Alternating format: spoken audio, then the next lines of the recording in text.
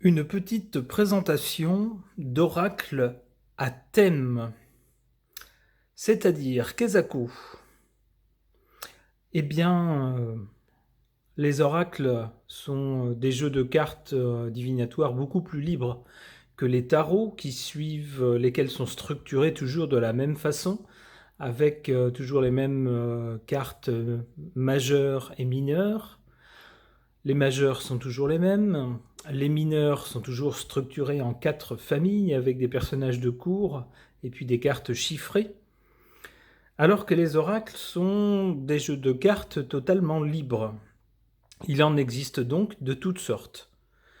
De toutes sortes et réalisables sur toutes sortes de thèmes visuels ou conceptuels. Ici, je vous présente 2 catégories d'oracles, de jeux de cartes oracles. Des jeux de cartes oracles sur le thème des fleurs et des jeux de cartes oracles sur le thème des cristaux, si jamais ces sujets vous intéressent. Commençons par les fleurs, avec un premier oracle, qui est l'oracle des fleurs enchantées, aux éditions Vega. Alors, qui est composé, on nous le dit ici, je crois, je l'avais vu, voilà, de 44 cartes. Alors, c'est en boîte cloche, qui s'ouvre comme ça, avec un beau sac satiné.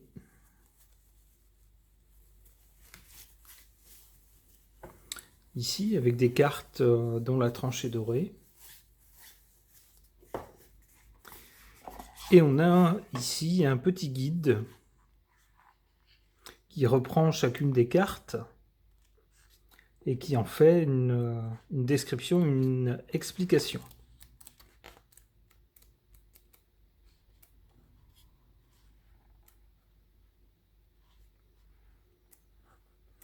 Vous avez également, comme c'est souvent le cas, des méthodes de tirage. Tirage à une seule carte, tirage à 3 cartes, tirage d'alignement des chakras, vous dit-on. Donc voilà pour le petit livret.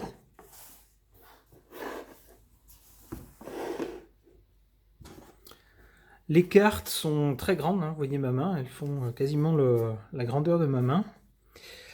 Elles sont très jolies. Vous avez à chaque fois un mot principal associé à la carte. Et vous avez le nom du végétal, de la fleur, de la plante associée à cette carte. Ici, vous voyez l'orchidée. Le mot associé, c'est la beauté. Ici, la jonquille, le mot associé, c'est le commencement. Le chêne, la bravoure. Le sureau, la compassion, etc. Donc je l'ai fait un peu défiler pour que vous voyez à quoi ça ressemble. On a droit, on voit aussi à une espèce comment on dirait ça, de papillon dragon hein, en même temps autour de la fleur à chaque fois. Alors on voit que ce sont surtout des qualités ou des caractéristiques ou des mots-clés. Élégance, endurance, foi, amitié, persévérance, fierté, prospérité. Donc ça fait plutôt penser à des tirages sur les personnes, éventuellement des tirages pour de la guidance.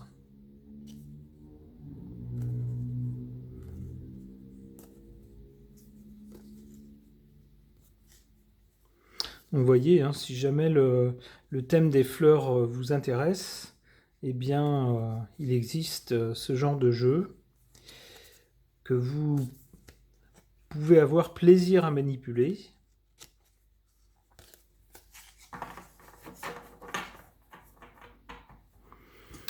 Hein, donc, il s'agit de l'oracle des fleurs enchantées de Carla Morrow. Et c'est édité par les éditions Vega.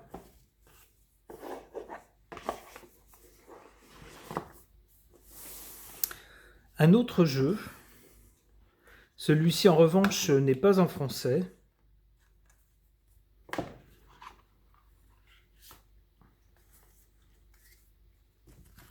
Donc vous voyez comment se présente la boîte.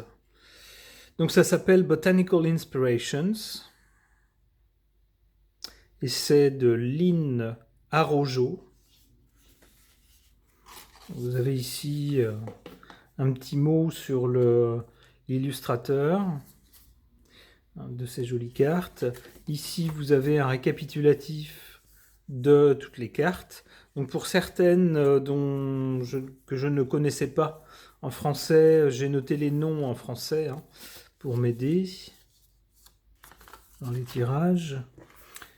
Vous avez un petit livret qui reprend en noir et blanc chacune des cartes.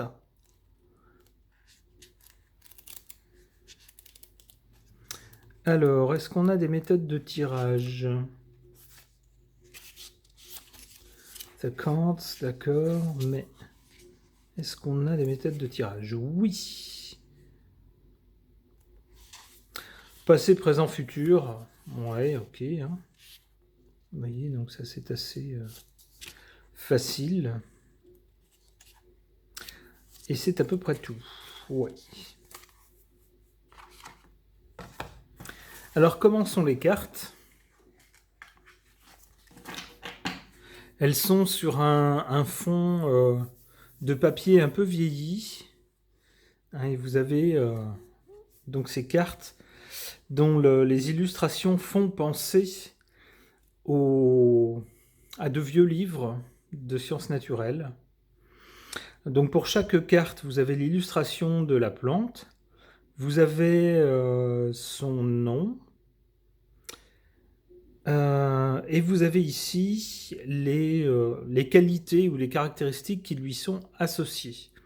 Ici, la détermination et achievement, le fait d'arriver à compléter quelque chose, à terminer quelque chose. Un accomplissement, voilà, un accomplissement créatif. Ici, l'anémone, l'anticipation. Ici, les fleurs de pommier, les choix, le savoir et l'illumination. Ici, les astères, l'élégance et la patience. Ici, la campanule, gratitude, etc. Donc, je vous les fais défiler.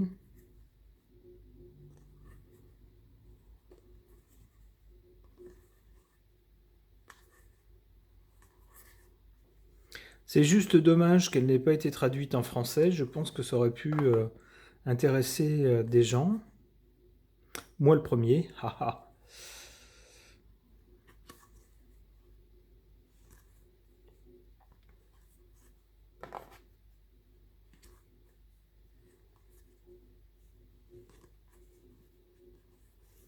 Le lilas, le lys,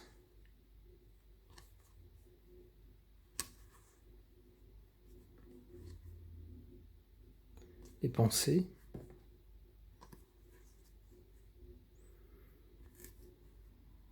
les primes verts. On a une série de roses après, donc la rose rose, la rose rouge, la rose blanche, la rose jaune, ensuite le lotus, pois de senteur, l'œillet de poète,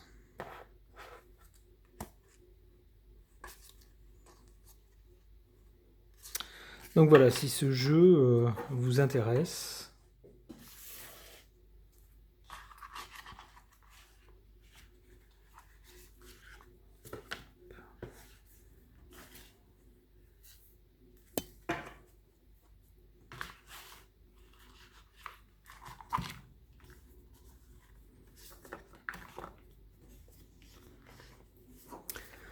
je vous le remonte. Donc c'est Botanical Inspirations de Lynn Arojo. Et il est composé de 44 cartes. Donc voilà pour les deux jeux d'inspiration botanique. Si vous aimez les pierres, précieuses, semi-précieuses, les cristaux, les pierres brutes, etc., que vous appréciez leur couleur, leur texture, que vous aimez les manipuler, les regarder, et qu'en même temps vous aimez la cartomancie, alors peut-être que ces jeux pourront vous intéresser. Commençons par celui-ci, Anges et cristaux de protection, de Margaret Anne Lembo. C'est édité par les éditions Exergue et c'est en français. Toujours la petite carte dans le fond. Voilà. Bon, je vais me mettre plutôt comme ça, si ça vous intéresse de voir. Alors vous voyez, à chaque fois, sur chaque carte, on a une photo de la pierre en question, et puis un petit texte qui est censé être en rapport avec la nature de la pierre. Par exemple, le quartz rose, êtes-vous prêt pour une nouvelle relation? Donc là, on parle de sentimental, évidemment. Désirez-vous améliorer une relation que vous vivez maintenant? Commencez par vous aimer. Alors, donc, on plante le décor et ensuite on vous donne un petit conseil de guidance. Commencez par vous aimer vous-même, vous êtes digne d'une relation profonde et gratifiante. Aimez-vous comme vous voulez être aimé. Cultivez vos amitiés et soyez ouverts à l'amour. Donc ici vous avez la pyrite, on vous parle ici d'argent, le jaspe rouge, où on vous parle d'action, l'aigle marine, où on vous parle d'émotion, le jaspe dalmatien, on voit bien avec les petites taches comme les dalmatiens, l'amazonite, etc., chrysoprase, le jade. Et comme vous le voyez peut-être lorsque je pose les cartes, au dos de chaque carte, on associe un ange avec la pierre. Donc là, il est surtout question, bien sûr, de guidance. Alors c'est une autre forme de cartomancie, hein, bien sûr. La fluorite, la rhodochrosite, la cornaline, le jaspe léopard, l'angélite, la kyanite, la lépidolite, l'agate à dentelle bleue, l'obsidienne noire, l'ambre,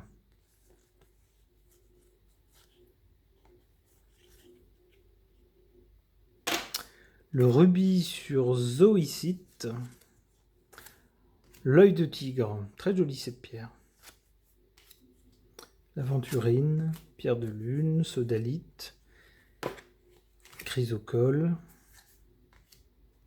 obsidienne flocon de neige, turquoise, calcite orange, l'hématite, l'agate mousse. Donc voilà à peu près le tour de ce jeu. Donc avec des cartes, vous voyez, de bonne taille, hein, à peu près, pas tout à fait la taille de ma main, et qui sont dorées, qui sont suffisamment costauds sans non plus être des blocs de carton. Et ces cartes-là, on en a une quarantaine si mes souvenirs sont bons. Voilà, 44. Vous avez cet autre jeu, si le graphisme de ce jeu-là ne vous inspire pas trop, eh bien, vous avez ce jeu-là, Cristaux et Voyage Astral. Cette fois-ci, on a 33 cartes oracle. On nous promet une connexion aux mondes invisibles. Alors bon, c'est peut-être un peu ambitieux quand même. Cela dit, vous allez voir, j'ai un peu craqué pour ce jeu-là. Pour les illustrations, la beauté des cartes en fait. Vous avez bien sûr un livret à l'intérieur qui reproduit chacune des cartes et vous dit, vous donne un petit mot, hein, sur chaque carte. Donc vous voyez le dos ici des cartes. Le dos est comme ça. Donc c'est dans des couleurs très douces.